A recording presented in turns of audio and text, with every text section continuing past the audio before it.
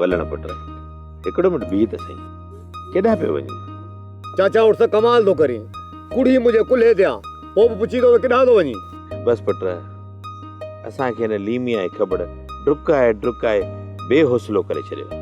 चाचा उर्स इन्हनि जे मरण ताईं राज रोड़े में हूंदई जंहिं ते सादा फिटाईंदा वतन तादियूं कंदा वतन माण्हुनि सां। अब्बा निभागा मुड़ुस आहिनि सो निभिजी वेंदी। सो मूंखे सॼो राज ॿुधाइणो आहे। अॼु शाम भाइरी ॻाल्हि थींदी सो अधे ईदन खे ॿुधाए छॾिजांइ। हाज़ुर चाचा हाज़ुर। फ़िलहाल त मां वञा थो घर वारनि लाइ मच्छी मारण। जीअं मां वापसि मोटे आहियां त अब्बे खे ज़रूरु ॿुधाए छॾींदुसि। तूं बेफ़िक्र थी वञ। अला भाई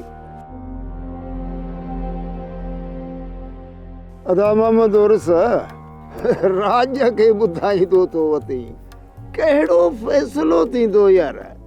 बचल खान वेठो आहे न लीमे ऐं खबड़ खे घुराए ॿिन्ही जे मथां हथु फेरे छॾींदो। अल्लाह अल्लाह ख़ैर सलाह तूं माठ करे वेठो हुजे।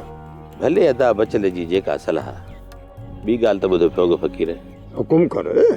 भली मां अॻे पुट पढ़ाए कोन्हनि। साल थिया आहिनि मुंहिंजी ज़ाल खे मोए। मुंहिंजे घर में का ज़ाइफ़ा ई कोन्हे।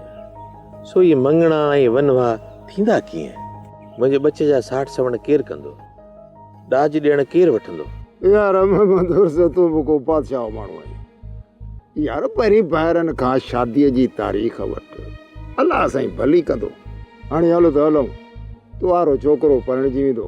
हेॾा फेड़ ॿधी वेठो तूं झुमरियूं पाइजांइ पियो रुगो गोरूं घोरजांइ।